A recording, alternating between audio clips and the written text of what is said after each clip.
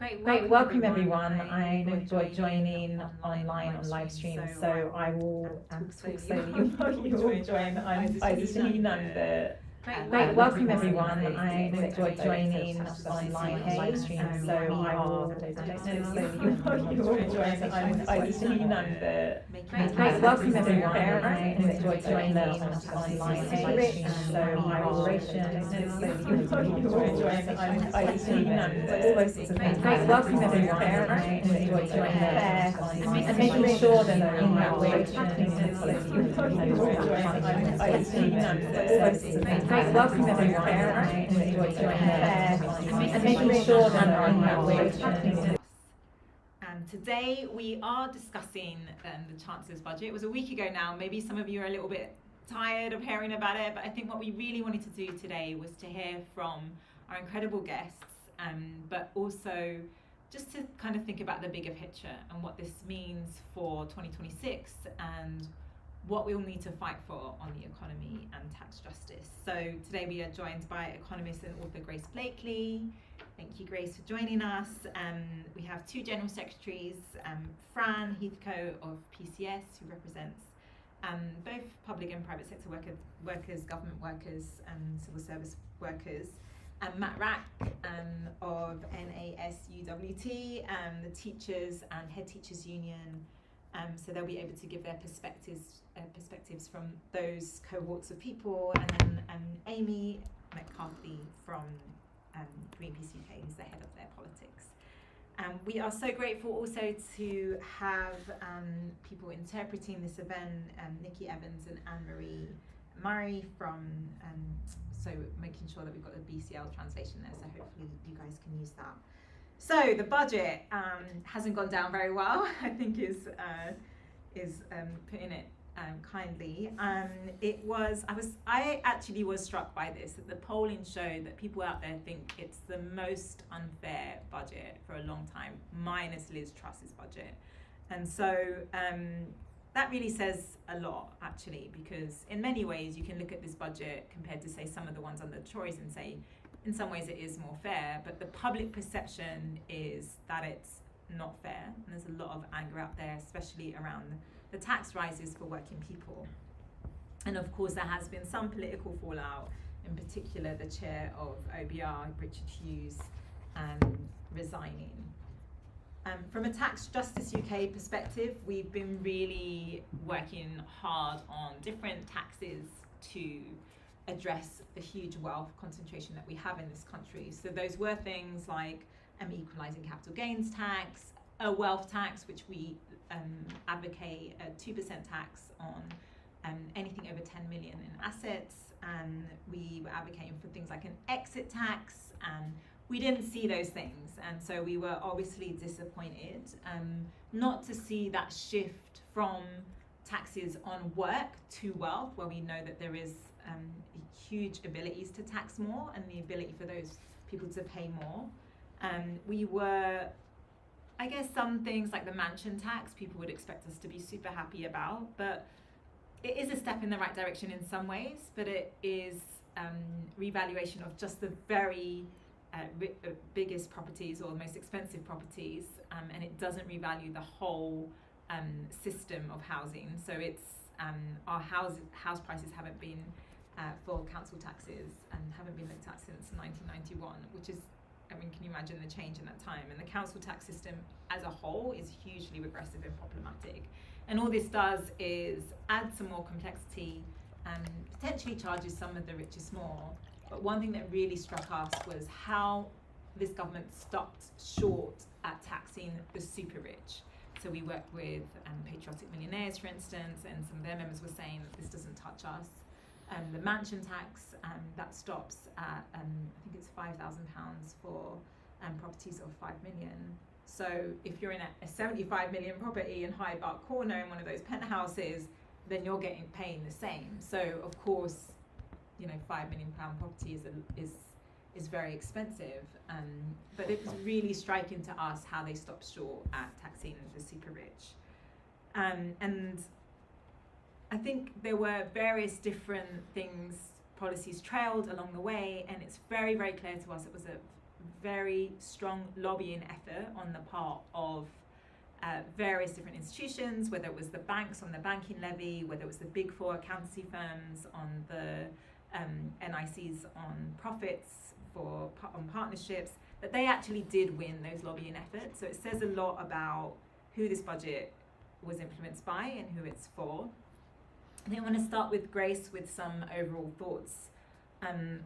Interested in what your take is, and any sort of broader economic consequences of the budget beyond the individual policies. Thanks so much for that intro, Faiza. That was, really, really exhaustive and really interesting. Look, what I was going to say very much echoes what you were just speaking about, which is that this Labour government has shown itself to be extraordinarily amenable to lobbyists. Look, what I was going to say very much echoes in what you were just speaking about, which is that this Labour government has shown itself to be extraordinarily amenable to lobbyists. Look, what I was going to say very much echoes in what you were just speaking about, which is that this Labour government has shown itself to be extraordinarily tried to shed amenable to lobbyists in favour of becoming. Look, what I was going to say very much echoes in what you were just speaking about, which is that this Labour government has shown itself to be extraordinarily tried to shed amenable to lobbyists. No resistance. Look, what I was going to say very much echoes. So I've done that this Labour government has shown itself to be extraordinarily tried to shed amenable to lobbyists. No resistance. Look, what I was going to say very much echoes.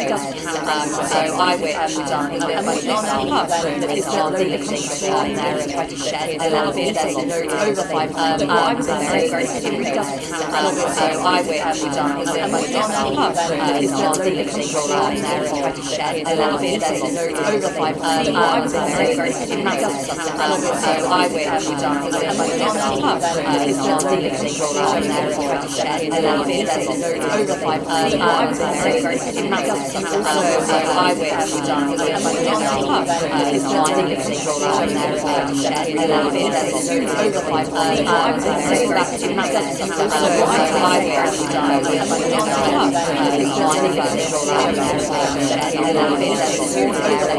What I was going to say very much echoes. So what I was going to say very much echoes. This Labour government has shown itself to be extraordinarily amenable to lobbyists. Look, what I was going to say very much echoes. Speaking about that this Labour government has shown itself to be extraordinarily amenable to lobbyists. Look, what I was going to say very much echoes.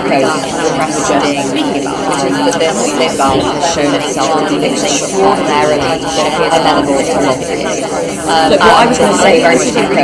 Speaking about that this Labour government has shown itself to be extraordinarily amenable to lobbyists. Look, what I was going to say very much echoes. Speaking about that this Labour government has shown itself to be extraordinarily amenable to lobbyists. Look, what I was going to say very much echoes. Speaking about that this Labour government has shown itself to be extraordinarily amenable to lobbyists. Look, what I was going to say very much echoes. Speaking about that this Labour government has shown itself to be extraordinarily amenable to lobbyists. Look, what I was going to say very much echoes. Speaking about that this Labour government has shown itself to be extraordinarily. Shareholders and used to just spread kind of chaos abroad. So, if you are a powerful sector within the British economy, like fossil fuels, like finance, like defence, you have the ear of the Chancellor. You have, the ability to have meetings with, not just Keir Starmer and Rachel Reeves, but specific ministers, people making policy, lots of different important people within the British state. The doors are open to you in a way that they aren't to the average person. And I think this kind of speaks to this broader trend that we've seen in the Labour Party, which is the cartelisation of the Labour Party. There were some political scientists back in the 1990s who were looking at the transition of a number of social democratic parties away from becoming mass parties towards becoming what they called cartels. And basically the idea was two major political parties, in this case, up till recently it's been Labour and the Tories, basically cooperating with one another as a cartel would, rather than trying to compete. And kind of neatly handing over power from one to the other, agreeing not to fundamentally alter status quo economic policies to basically keep the system running. and in doing so realising that they had to shed their mass bases, they had to become less democratic, more centralised, and also more reliant upon state institutions themselves and relationships with those vested interests. And we've really seen that step up since Labour came to power. You know, I've spoken about those big, powerful sectors that demanded tax cuts. Another astonishing issue with regards to lobbying has been the influence that the private healthcare sector has had over Wes Streeting, who's taken hundreds of thousands of pounds in donations from individuals and corporations linked to the private healthcare sector, which the Good Law Project has done some really interesting research into. So this Labour government has allowed so much graft, which is so ironic given that their campaign was all about Tory sleaze. They've allowed so much graft, and that's not even going into the influence that lobbyists being seconded into various different ministers' offices have had over the course of the last year and a half, and indeed during the election campaign as well. And I basically think that this budget reflects that. You know, it's like they realise that they need to make a show of claiming to have introduced a wealth tax, because the movement behind wealth taxation, thanks to campaigners like Gary Stevenson, thanks to work from Tax Justice UK and Patriotic Millionaires, it's just become astonishingly powerful. And Labour is obviously losing a great deal of support to the Greens as a result of its failure to deal with inequality. But by far the more powerful and better organised forces that are influencing this Labour government are on the other side, are the kind of corporate lobbyists, you know, financiers, fossil fuel companies. And this is really, you know, just how like the capitalist state works, right? If we're going to be able to organise to like shift that balance of power away from those vested interests and towards ordinary people, it really requires, you know, engaging with parties that have different kind of economic structures different kind of political structures that are much more open to kind of mass engagement, which is why I'm in the Green Party right now and I'm excited to be organising within that. But there's also, you know, the political terrain is opening up so much at the moment. There's so many ways to get engaged with politics. And I think that's a really exciting and positive sign.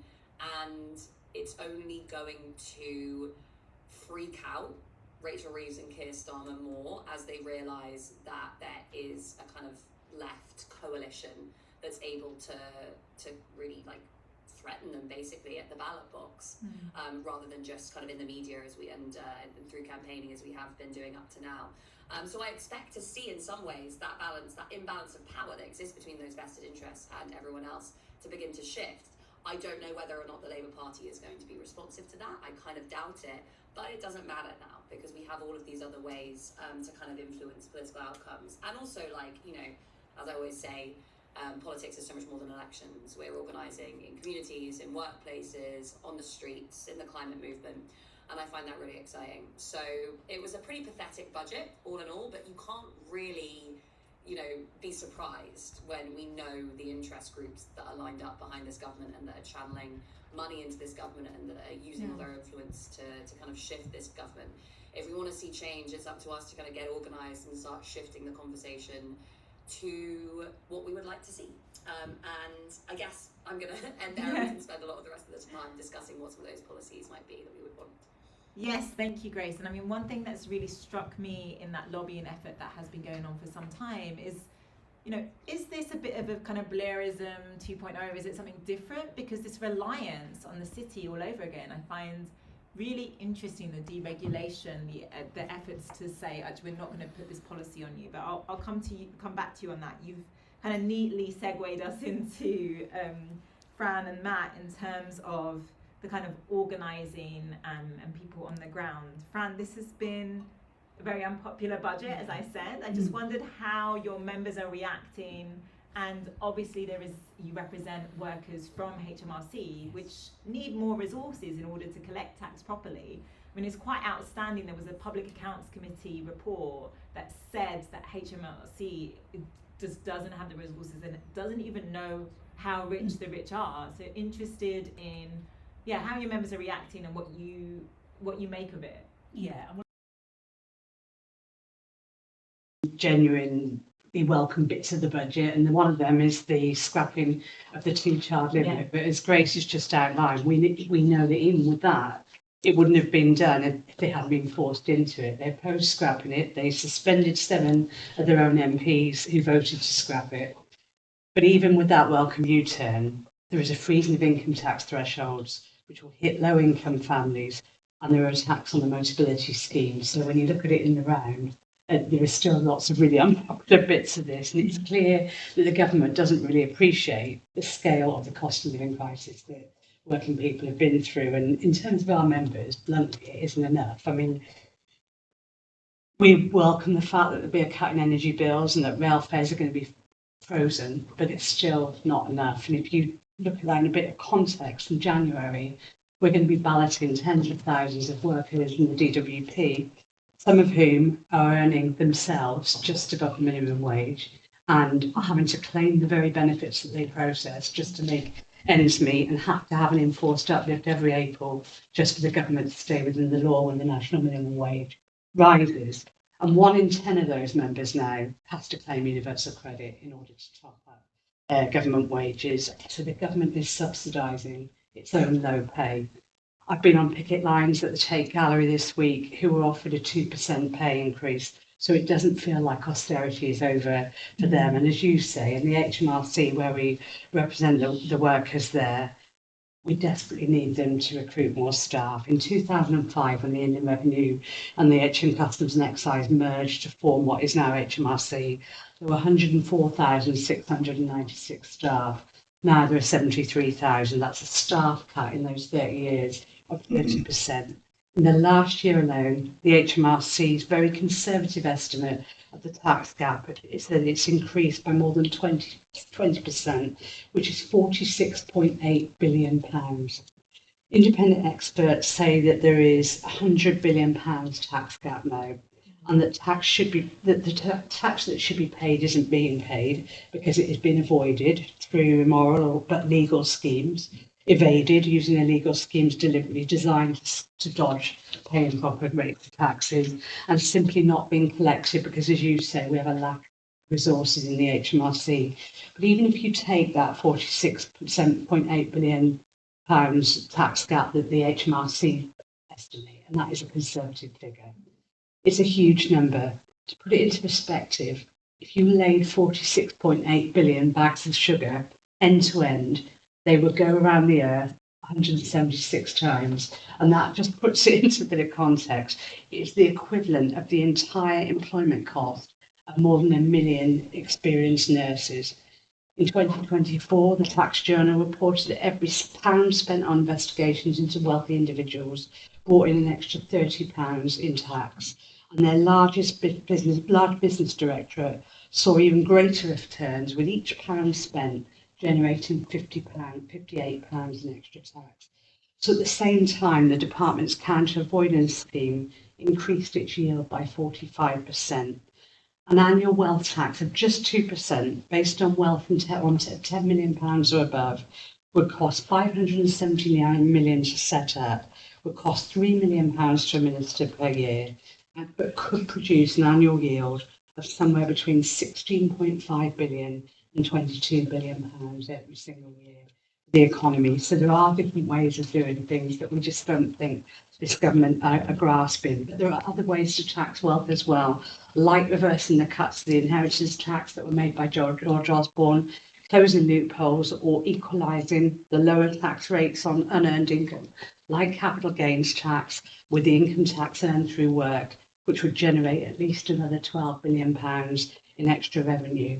So there are different ways of doing things. It hasn't been a welcome budget for our members because they don't really see any change for them in terms of not being able to make ends meet, having to do more than one job to get by, all of the time being employed by central government.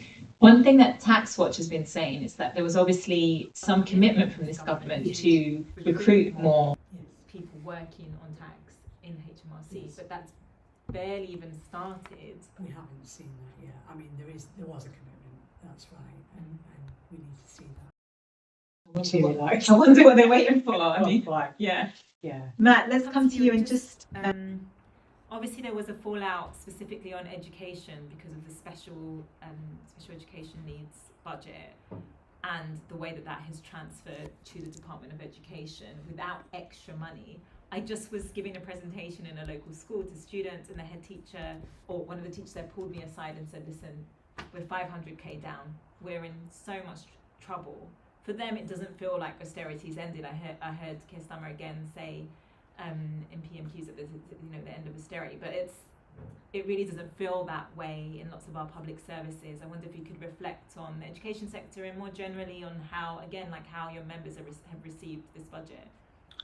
Yeah, I think this sort of ties in with our assessment since the spending review, so it's consistent with our assessment. So I go to meetings with the Secretary of State, who tells us what a great deal education got from the spending review and how that's continued. And that's not our assessment at all. So you take just an example of how that's played out.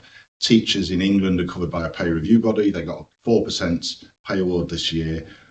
Only 3% of that was funded.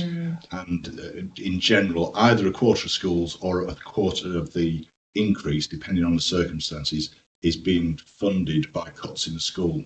So the other crisis in education is overwork, workload, people leaving because of burnout, because of workload, and then they get a pay rise, and the result of the pay rise is they will lose other support among their colleagues in the school, exacerbating the workload crisis. So no matter how many times the Secretary of State tells you you've got a good deal, it doesn't convince us and doesn't convince our members. So I think the budget is then part and parcel of that story that we've felt since the summer. I think it's reflected at the Trade Union Congress in September, which represents, so TUC, about 6 million members affiliated through the different unions.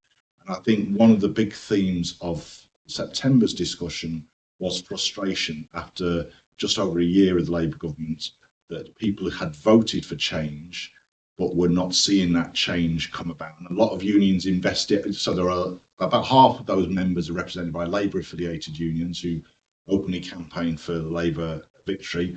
Others in other ways would have exposed what the previous government had done, 14 and a half years of austerity, and made the case for change.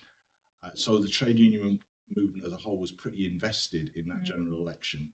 And I think after just over a year, I think people felt we're not getting the change, and our members on the ground are not feeling the change or the optimism that we had hoped.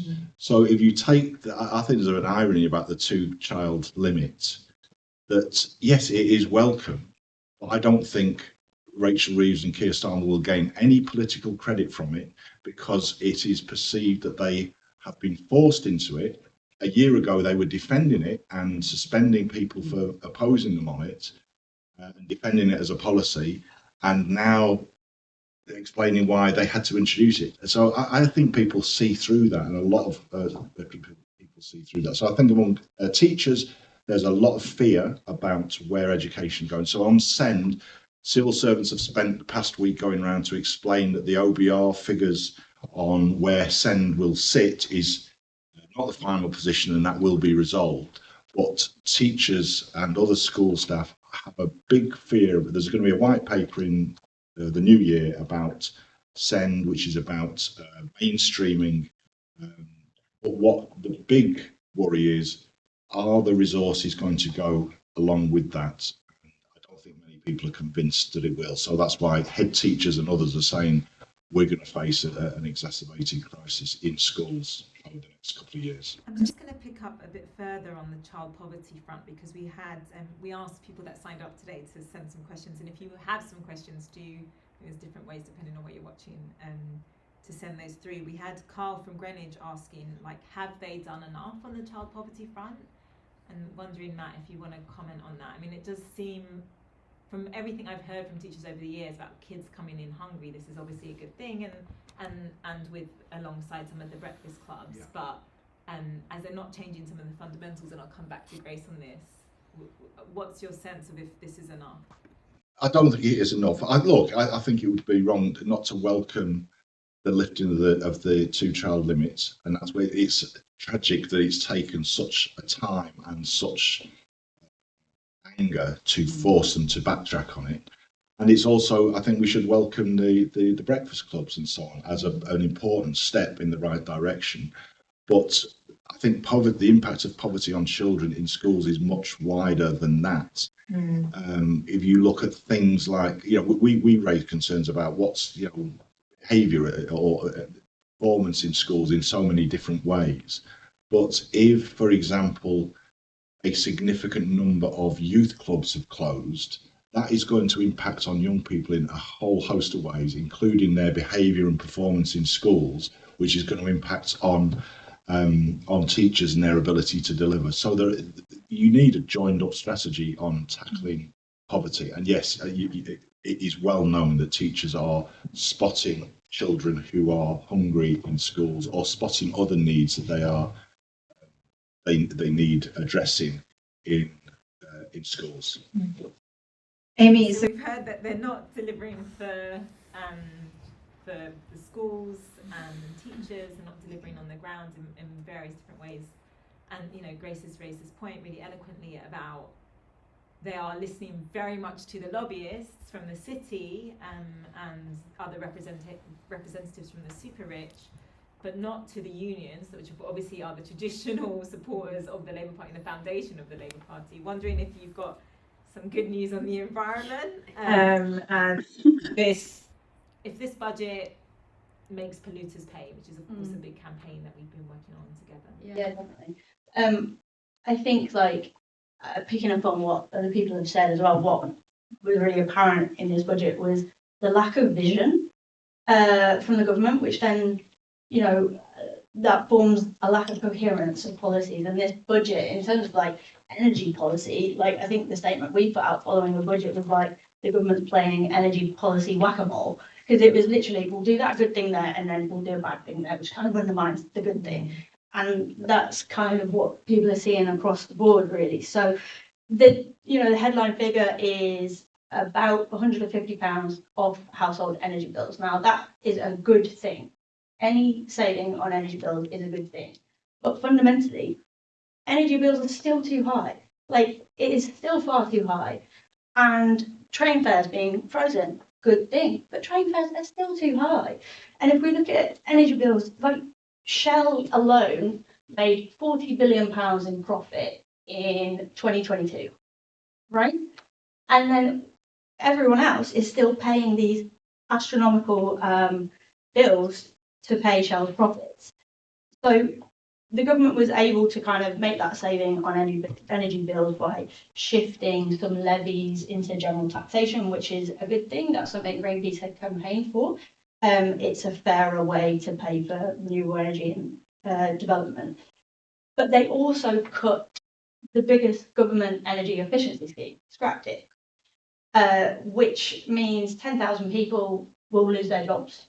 And about 1 million homes in the next 4 years, in the next 10 years, will not be retrofitted.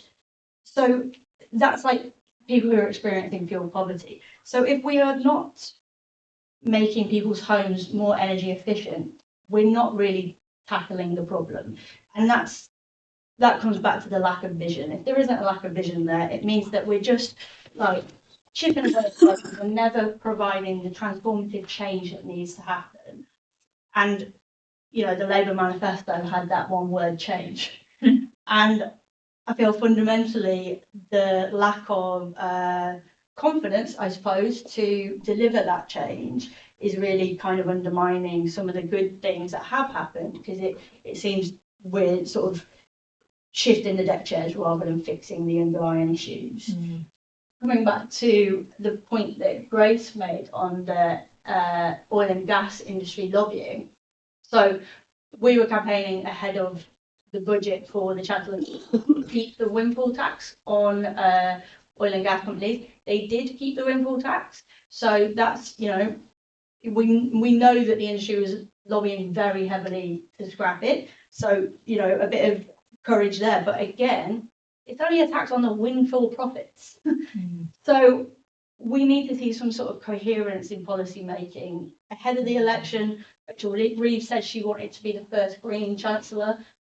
Where's that gone? We need some coherence coming from the top of the government so that we can have some policy that will actually provide people with the change that we need to see, and we can fix the underlying issues, which are our over-reliance on fossil fuels, which is a volatile market. It's bad for bills, it's bad for energy security, it's bad for emissions, and energy efficiency. Our homes are some of the least energy efficient homes in Europe. So that means that people are, spending money to put the heating on, and most of that heat's going through the roof or out the window.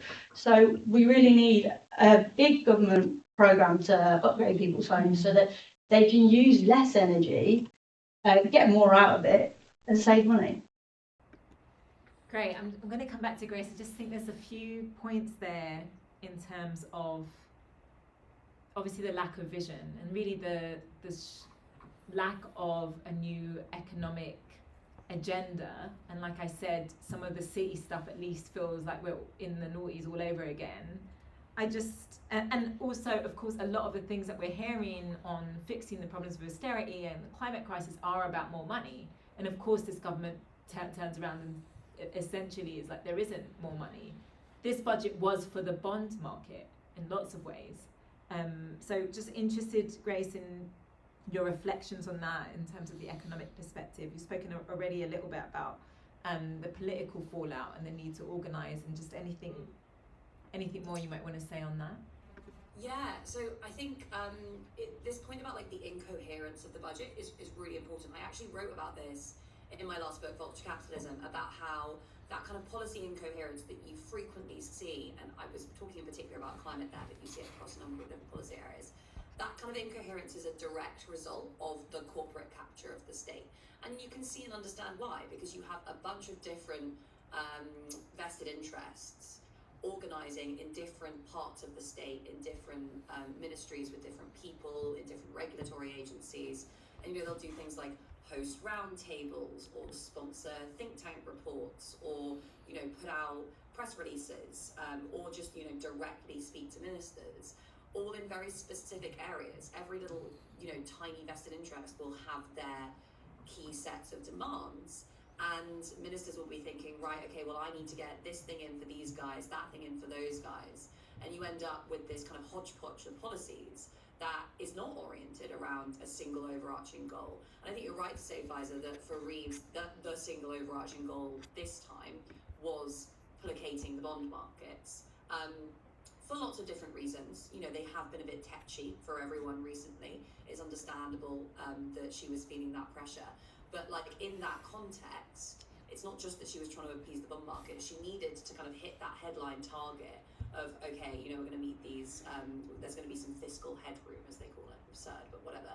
But within that, there was then an active decision to continue to dish out money to those who really don't need it, and to protect the privileges and handouts that elites have carved out over a very long time now, and to basically stealthily raise taxes on a lot of very poor people who can't afford to pay those taxes. Thinking in particular of people earning 13, 14, 15,000 pounds a year who are going to be pulled into paying tax, which they can't afford. That's several £100 of tax that they really can't afford.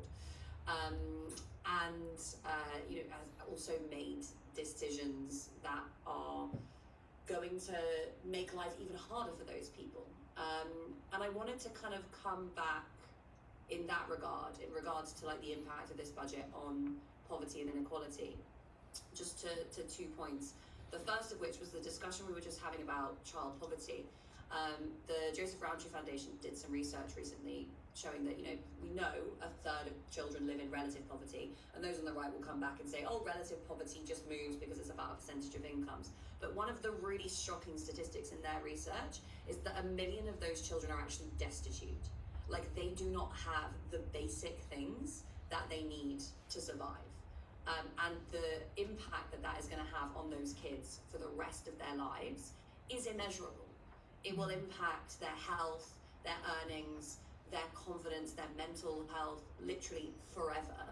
And there's no coming back and undoing that later. That is a long-term scar on those people's lives, and also actually on our economy, because, you know, we are not prioritising investing in people who are, you know, going to be able to like be resilient and go out and get good jobs and all those sorts of things that like a good economy is supposed to do, and a good amount of investment in public services is supposed to create.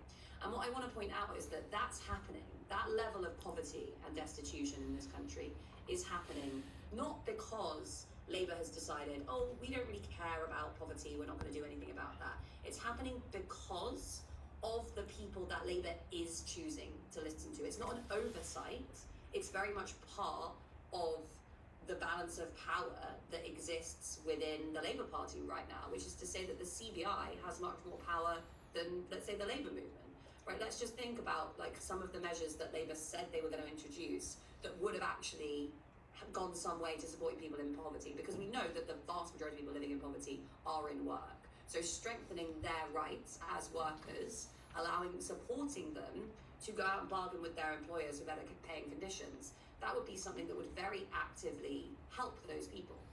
And instead of a coherent, strong workers' rights bill, we've had, again, a hodgepodge that has been picked apart and, you know, like put back together based on the demands made by organisations like the CBI and various other vested interests, with very, very little input from the Labour movement, which is, you know, the Labour movement. It's literally in the name. And you know, this is what has happened to the workers' rights bill already. Like, it's been chopped and changed. And we had the astonishing spectacle the other day of the House of Lords basically picking apart the workers' rights bill. The House of Lords, the wealthiest people in the country, saying no, workers don't need, you know, better rights to be able to bargain for better pay and conditions. So these decisions that the Labour Party is making are not just, you know, giveaways to the rich that have no real impact on everyone else. It's not just that it's unfair.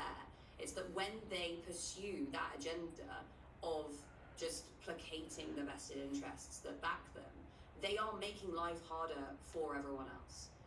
And I think, you know, as a result, it is fair to say that even if they have finally backtracked on the two-child benefit cap, they are still not only not doing enough to tackle poverty in this country, I would say they actually actively have a role in making it worse. I think one of the examples, again, about that contradiction is this commitment to build more housing, but at the same time putting that in the hands of the same private developers that have failed and missed target after target, and of course are mainly looking for their at least 20% profit, always able to knock down the not so affordable housing target. So, you know, it's really interesting to hear from each of your perspectives about this contradiction. And something I heard last year, actually, Grace and I were on a panel last year about the budget. Something I heard last year was that it's like they're putting the foot on the accelerator and the brake at the same time. And I think it's interesting that they are, because they are wanting to listen to the lobbyists and vested interests, but also having to placate to some extent their backbenchers and the Labour movement, but it just basically maybe ended up making no one happy. And thinking about the political fallout then from that, I'm wondering, maybe Matt, I'll come to you first. Obviously, you're now representing teachers and head teachers. Previously, you were with the Fire Brigades Union. Sort of in your years of politics and organising on the ground, what's your sense of the political fallout from this? I suppose going into the local elections in major cities in May, and of course the rise of reform. Yeah, I think there's some really important points to pick up on those on that question. And what going back to the sort of fire service role, when I hear Rachel Reeves talking about the need to get rid of red tape, which we've had for 14 years, and in my experience, the end of that ended at Grenfell Tower.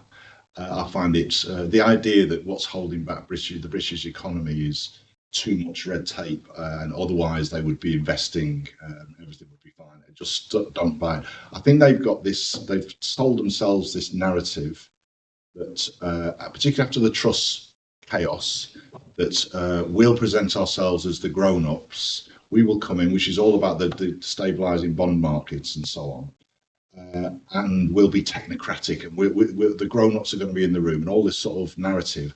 And I don't think that's where people are at all. People want change. People have had 14 years of austerity. We have young people in poverty, as has been explained. We have whole communities with a lack of hope, a lack of jobs, housing, collapsing public services. And the idea that people come along and say, we'll just tinker a bit, I don't think it's going to cut through. I think Labour is in for a deep, deep bruising in the May elections in England local government and in Scotland and Wales, and we'll see what the outcome of that is. But they are heading towards a very difficult local and Welsh national elections. And frankly, when someone like Farage comes along and says, I'm going to shake up the whole thing, I mean, bizarrely, I'm the anti-establishment politician. Yeah. Unfortunately, people are buying into it. And I don't think Labour has a coherent narrative to counter that agenda. And I think it's probably one of the challenges of this decade of can the left face up to that and to provide a coherent alternative to that narrative. And you can see it's an international phenomenon, and we need to learn from what's happened elsewhere, or we need to very seriously develop our own programme to tackle that. Fran, you spoke about a wealth tax, which is obviously something we advocate here at Tax Justice UK too. Interested either from hearing from your members who actually obviously work as civil servants, but in your own thoughts as well, like, what's the resistance here? Because the public support a wealth tax, reform voters support a wealth tax. And when you look at the polling and the questions asked, when you ask reform voters, do you think the rich have too much say in our politics? It's very similar, and these are some of the poorest communities in the country as well. So interested in why you think there's this resistance here in the Labour Party, and I guess starting to think about where we go from here. I think, and I have to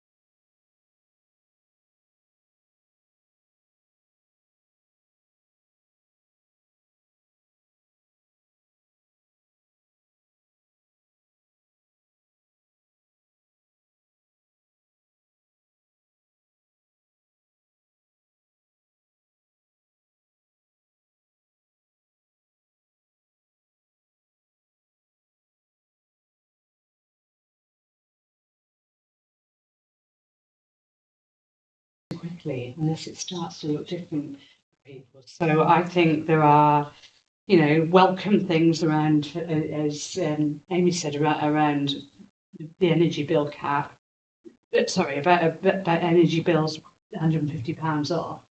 But then if you then lift the cap in January and again in April, all of that is undermined, isn't it? And so, there's a danger that all the potentially good things that could have come out of the budget will be overtaken by bad news stories, and they will lose all of the ground that they could have gained. So I think there's a discussion that needs to take place in our movement. As Matt said, there are different trade unions within the TUC with different positions, some who are affiliated to the Labour Party.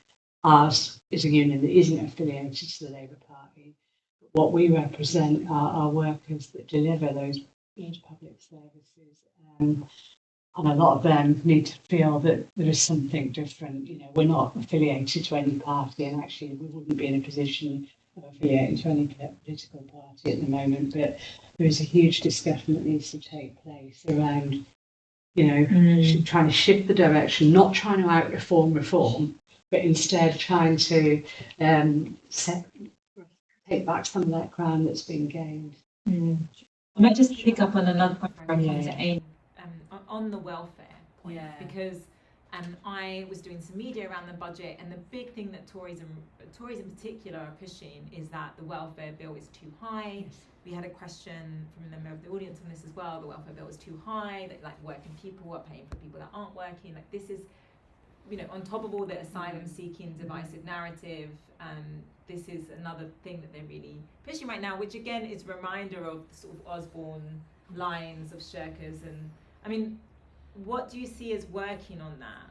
Well, I would urge everybody Go to the PTS website and download our 3 documents. There's one on social security, there's one on tax justice, and there's one on asylum. And what they try to do is dispel all of the myths that you've just talked about. Because when we talk about asylum seekers, they're not actually entitled to claim social security benefits. So it's worth establishing some of the facts around what it means to be an asylum seeker in this country. On the social security benefits scheme, we are the least generous, one of the least generous schemes in Europe. All the European countries have a more generous benefit scheme than we do. But yet again, somehow a narrative has developed that we give all this money to people who shirk and skive at the expense of working people, when the reality is so very different.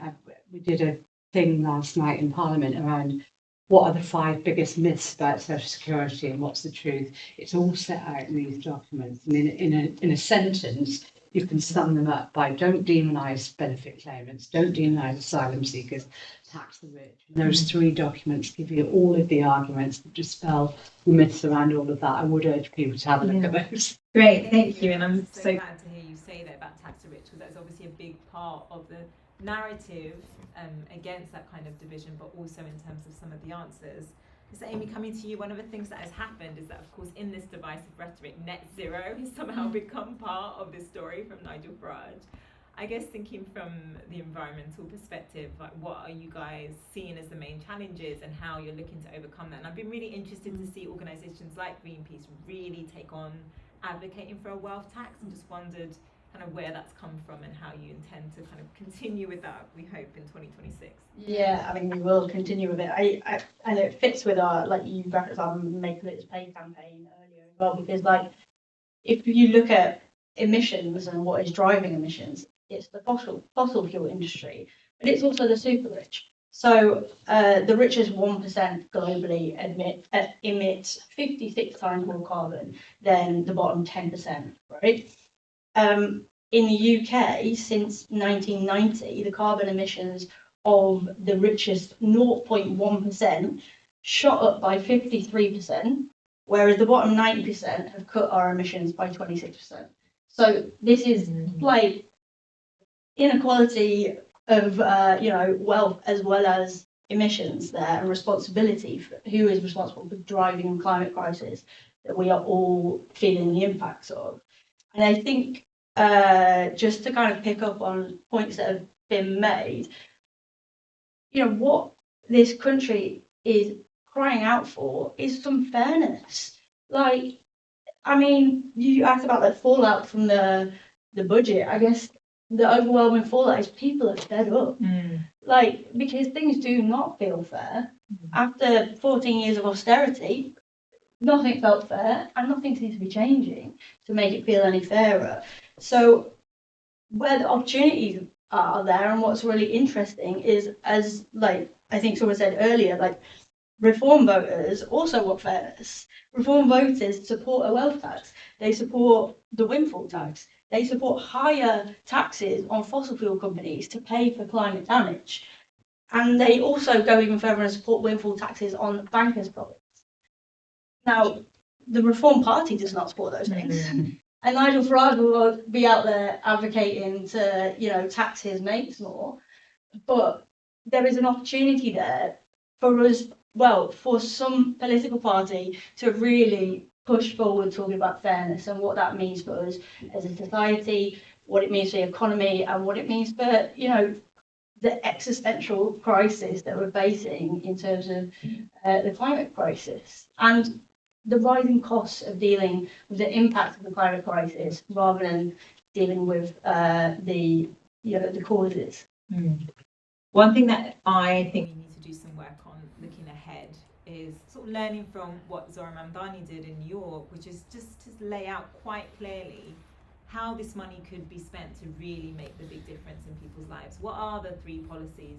Okay, so I would say childcare, because I pay for childcare and it's like £1,000 a month. There's so much money. And I was just talking to a woman in the playground with my son, and she had twins, and she just is struggling, like between her and her husband, she's working weekends, she can only put the kids in for 2 days a week, the way it works, like she's barely seeing him. He's like, what's the point? Like, it's depressing and it's deeply unfair for people, and that's definitely the feeling on the ground. I think Grace, turning to you because I know you need to go shortly. I guess thinking about the lobbyists and what we can do about them, and I know you spoke as well about kind of organising in communities. What is it that we as a movement and people out there do you think can do to organise? And just a quick plug, because obviously Tax Justice UK is trying to take on those vested interests. We are taking donations, which you can find the link on wherever you're watching it.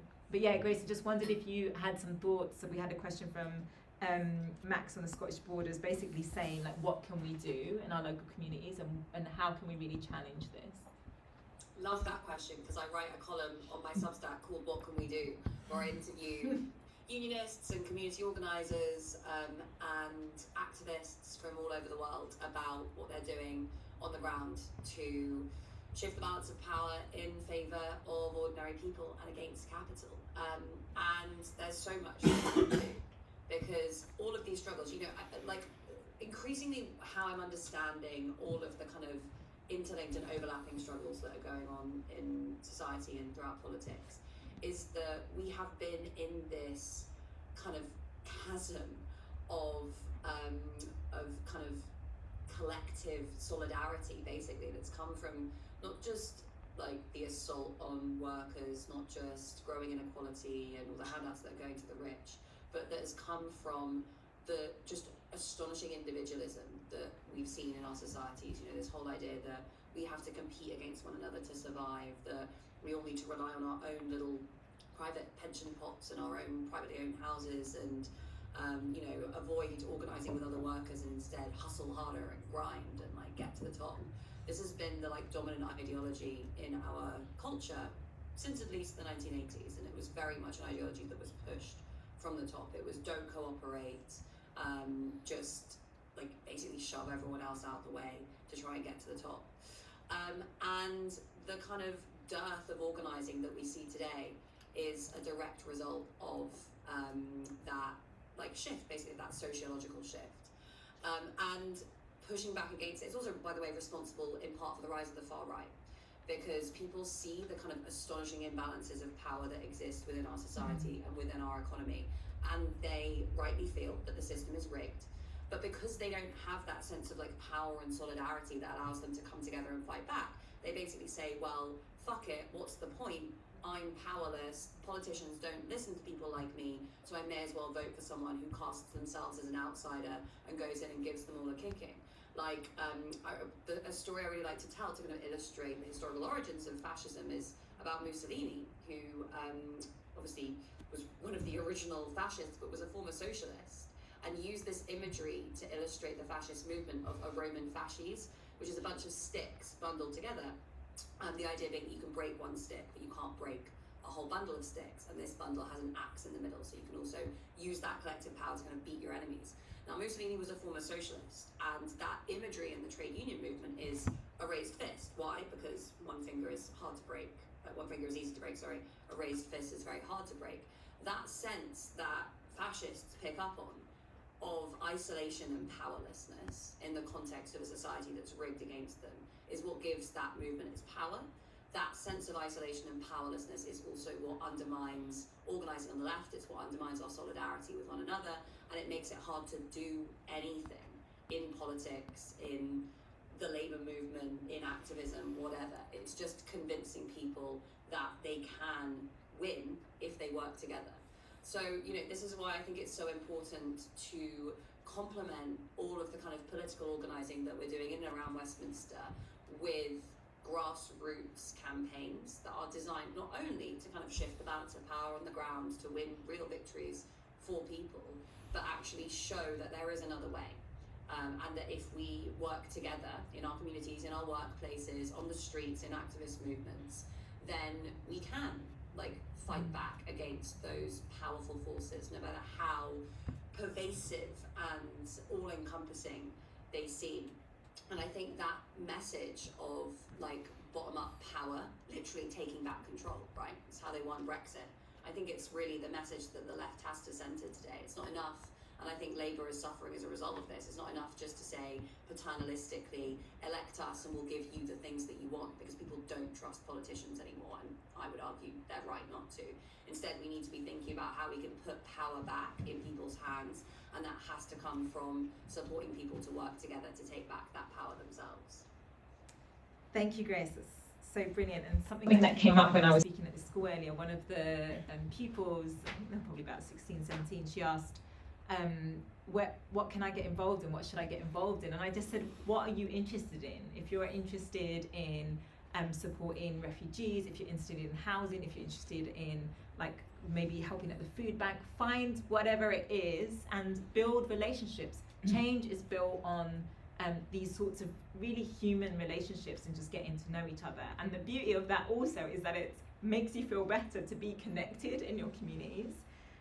Wondering, Matt, if you want to reflect a bit on where we go from here, and in particular the role that tax justice could play in opening up a different set of policies that this government should be pursuing, or anyone that comes after it. And then also, I guess, thinking about, there's also an opportunity, we worry about reform quite rightly, but the local elections are also an opportunity to show how much support there is for an alternative. I think the Greens will really do well. I think just sort of alternative ideas that reject some of this division and kind of economic establishment views and stalemate, that will be there. So what do you see as the opportunities for people organising in communities, and for us, I guess, in the movement? I think the trade union movement is very conservative in lots of ways in reality, and I think we need to face up. The trade union movement, the left, however we want to describe it, needs to face up to the scale of the challenge that we're facing. I don't think we have done. So we've lost half our members since 1980. We need to, but if you look at the history of battles against inequality and trends, the 20th century saw some gains, and it saw some gains because ordinary people got organised in trade unions, got organised in political parties, got organised in other organisations like co-ops and tenants associations, and some of the most downtrodden people in British society got themselves organised and began to demand and take action for change. And I think that's the scale of what we need to build, or either build or rebuild. We need to, can the trade unions do that? Do we need new organisations? We need to think about all of those possibilities and work to, but it needs that vision of that actually things don't have to be this way.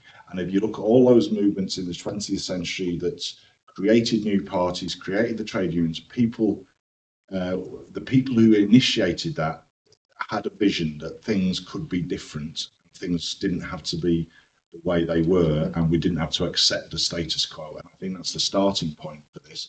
So tax, and as you said earlier, when you put the argument about tax justice and wealth tax and taxing profits and taxing the ultra rich, people across the political, ordinary people see the logic of it because they have a sense of unfairness and injustice in society, and they want to see something done about it. The big task is, how do we draw those people together, and how do we organise to do it? And I think that's the sort of a bit of a mess that we're in, frankly, currently. That we need to have debates like this and discuss what are the and there will be political differences and debates, and that's inevitably part of this discussion. And those happened 100 years ago as well. There were people with different political views. We need to work out, how do we engage, but out of that build a movement that can make the case, rational case for change, but then demand and organise to deliver it. I just think, Fran, that some people thought that maybe a Labour government would be more progressive in government than they were in opposition, especially in the last year. That hasn't happened. The Labour Party isn't going to save us. In fact, many ways are playing into the same sorts of narratives as reform. And of course, we might be disappointed on tax, but obviously immigration policy is a problem. We're just hearing about the juries. I mean, we know environmentally that they're making decisions that don't make sense, or at least hold us back. Just interested then where you see the opportunities, I guess building on what Matt said, within the trade union movement and beyond, to sort of be organising and pushing back and establishing an alternative. Thank you. Because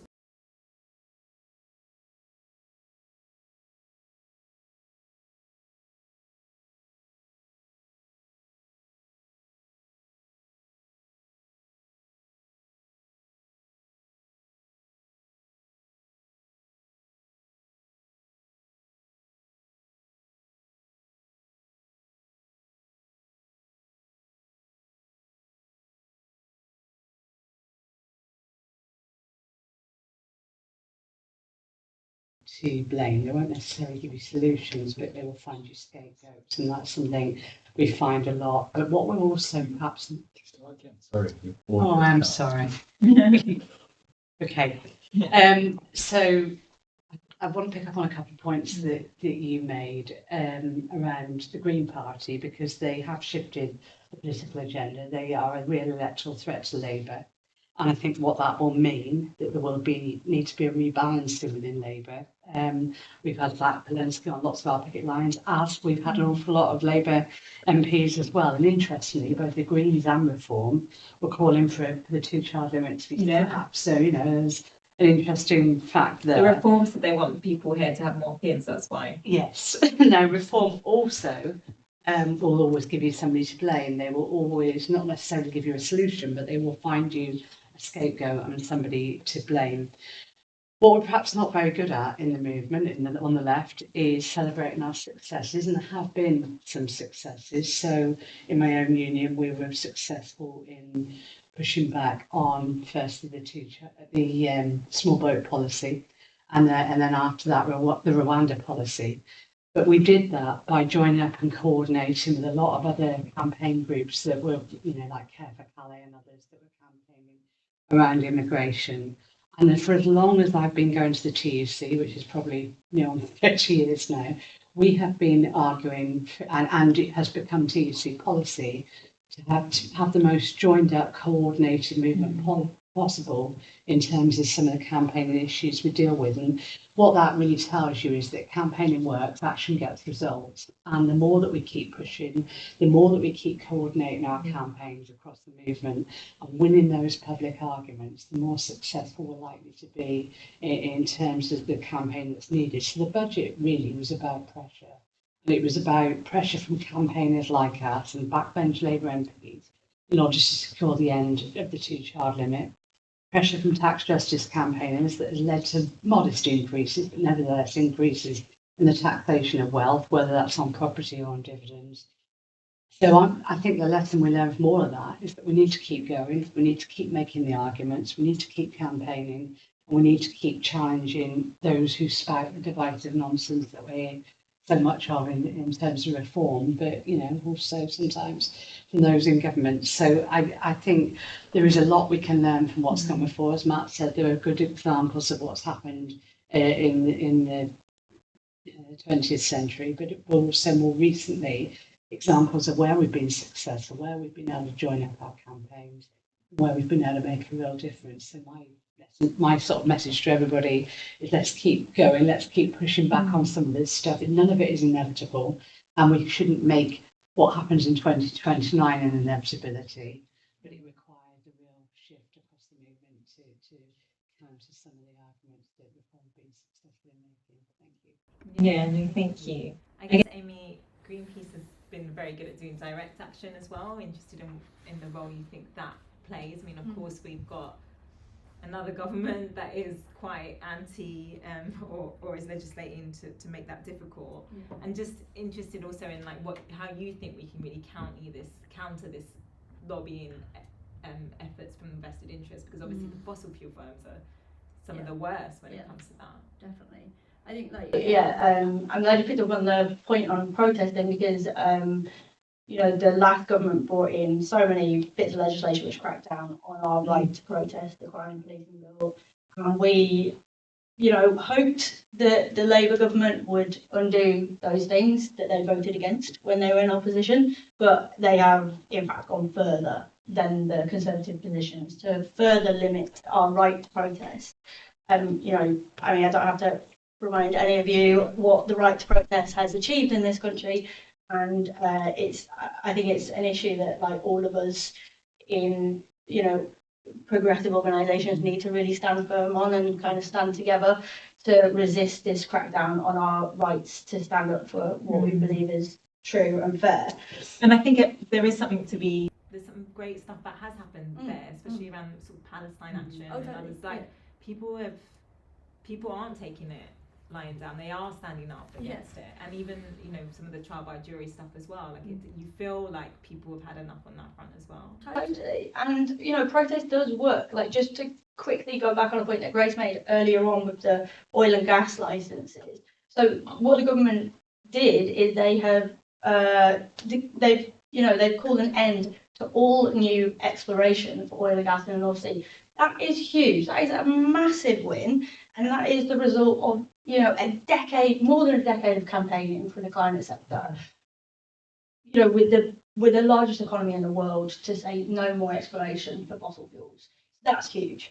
They've done the classic tinkering thing and said, where there is already exploration licenses, we'll let you go and extract a bit more oil out of there. So we need to keep an eye on it, but we need to also celebrate the wins when we get them, because it kind of hopefully will sustain us a bit as a movement. But just to kind of go back on the points made before, the thing that we have on our side is we have the solutions, and the Labour Party has the solutions. The Labour Party had this Green Prosperity Plan, which they had pre-election, which is kind of a roadmap to a cleaner, fairer society, where public transport works, it's cheap, it gets you where you want to go on time, you don't need to use a car, you don't need to use fossil fuels. Homes are retrofitted so they're energy efficient, so people can stay warm in the winter and cooler in the summer, and you spend less on your energy bills. I think we need to be, when we talk about the energy transition, we need to be honest about the cost. There will be costs, and we're not shying away from that. But the fundamental question is who pays and who benefits. And that's where I think we're all very aligned across the climate movement, the tax justice movement, so many sectors, the housing movement, in calling for a wealth tax, because it should not fall. And even Keir Starmer himself says repeatedly, those with the broadest shoulders should take on the higher burden, and we'll keep campaigning until that happens. I do think there's something really positive that's happened over the last few years, which is partly because of the tax justice issue bringing people together, but that trade unions and in the environmental sector, people working on tax justice are coming together in a way that I don't think was really there maybe 10 years ago, even 5 years ago. We are definitely stronger and more coordinated in that sense. And I think one thing that really struck me this year was both Greenpeace, the Green Party, and what happened with the initial sign up for your party is that actually there are hundreds of thousands, if not millions of people out there that feel the same, that want an alternative, that are ready to act electorally, that maybe want to organise in their communities, and that does give me a huge amount of hope for the future. I'm going to wrap up and just say, of course, we will be working with all of you into 2026 and look forward to doing that. And you know, this issue about taking on the lobbyists is really real, and we bring together organisations here in the movement and really to decide on policy, but also to take action together, and that is how we break those vested interests. So if you are able to donate and support us or sign up to the mailing list, if you're not on it already, do go to the link in our bio and to our website, taxjustice.uk, and join us in these efforts. And this is the first time we've done an event like this, I think, and hopefully we'll do more, because we really do want to make sure that we are informing as many people out there and giving you the energy, because I know it can feel like dark times, but it's really important. And thank you to our speakers, thank you to Grace who had to go, but thank you Amy, thank you Fran, thank you Matt, because shows us the way forward, and your members in particular on the ground are so important in this fight, and so yeah, thanks from all of us here. Thank you to Nikki and Anne-Marie in doing the translation for us, and yeah, speak soon. Thank you.